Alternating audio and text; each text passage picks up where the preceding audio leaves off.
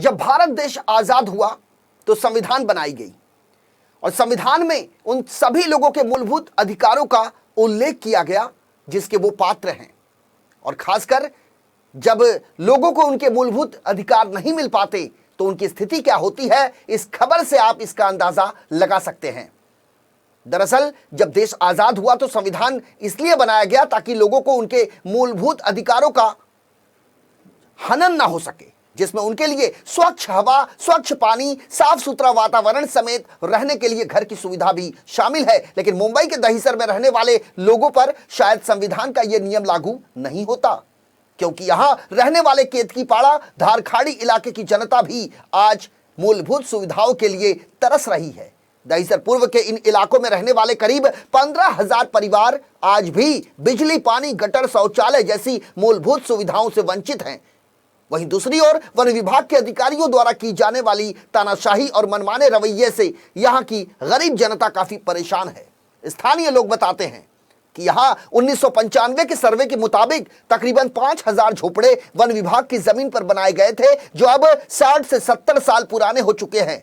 इतने पुराने मकान होने के कारण यहां के रहने वाले नागरिकों के घरों की हालत बेहद खस्ताहाल हो चली है। इनके घरों में दीवारों पर गड्ढे पड़ चुके हैं, दरवाजे काफी नीचे धंसते चले जा रहे हैं, जिसकी वजह से झुककर लोगों को अपने घरों में जाना पड़ता है। कुछ लोग तो अपने घर में ठीक से खड़े तक नहीं हो पाते, क्योंकि उनके घर की छत बेहद छोटी है और नीचे की तरफ है। लेकिन इन सब के बावजूद वन विभाग के लोग घर बनाने की इन्हें अनुमति नहीं देते, ना ही घर के दुरुस्तीकरण की। और यहां बनाए गए घरों को वन विभाग लगातार अवैध बताते हैं। इसलिए इतने दिन बीत जाने के बाद भी यहां की जनता को कानूनी तौर पर बिजली का मीटर, पानी का कनेक्शन आज तक नहीं मिल पाया, जबकि यहां के नागरिक वोट देते हैं और इनके वोट को कानूनी माना जाता है, जबकि इनके मकानों को गैर कानूनी बताया जा रहा है। ये लोग हर चुनाव में मतदान करते हैं। यहाँ के लोग नगर सेवक से लेकर विधायक और सांसद तक सभी को अपनी आप बीती सुना चुके हैं, लेकिन ऐसा लगता है कि इनकी समस्याओं का निदान किसी के पास नहीं है। जबकि मुंबई महानगर पालिका का चुनाव एक बार फिर करीब आता जा रहा है।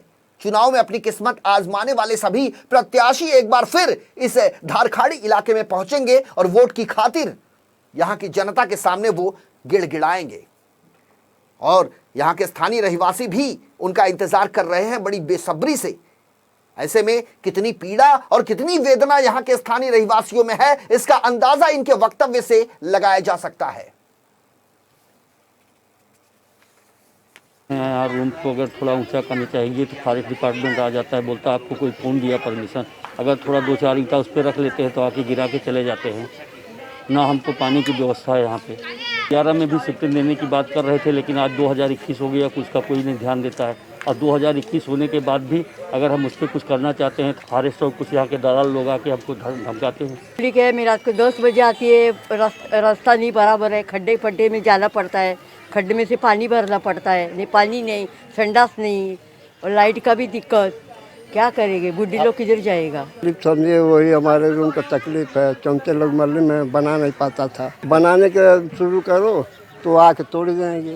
हमको रूम बन जाए, बुढ़ापा आदमी हो, कुछ सहारा तो होना चाहिए, कोई सहारा है नहीं। मैं है मानती हूँ, लेकिन किधर भी जंगल में भी जाएगा, रूम बनाएगा, उधर तो सुविधा देना गवर्नमेंट का काम है कि नहीं है?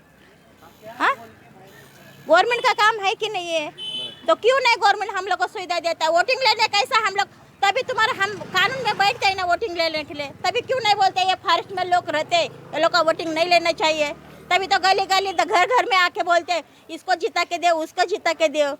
हाँ, तभी नहीं कि बाबा हम लोग वोट लेने जैसा आता है तो तुम्हारा ये कम सुविधा है तो हम लोग दे देंगे, ये लोग आते ही नहीं है। 1945 से लोग यहाँ पर रह रहे हैं। 1945 जब देश आज़ाद हुआ 1947 में, उसके बावजूद भी आदिवासी लोग रहते हैं, उसके बावजूद भी यहाँ के लोगों को वन विभाग करके घोषित कर दिया गया और लोगों को यहाँ से निकालने की कोशिश करता है। न तो पानी का सुविधा गया, न रास्ता का सुविधा दिया गया, समझे। लोगों को सिर्फ गुमराह किया जा रहा है। आप बाथरूम का फोटो खींच के देख लीजिए, वहाँ बाथरूम सही से नहीं है, महिलाएं रहती है।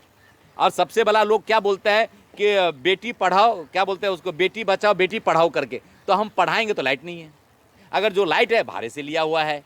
बाथरूम में बेटी का हम बहुत सारे सम्मान देते हैं, बाथरूम में है ही नहीं, लोग जाएं कहाँ? समस्या अनेक है। लेकिन समस्या सुधारने वाला, समस्या को सुलझाने वाला कोई नहीं है। नेता सब है यहाँ पर, खासदार देखिए इतने बड़े, लेकिन मुझे नहीं लगता है कि खासदार यहाँ कभी राउंड के लिए। अभी इलेक्शन आएगा महानगर पालिका, तो यहाँ पर आमदार आएंगे, खासदार आएंगे,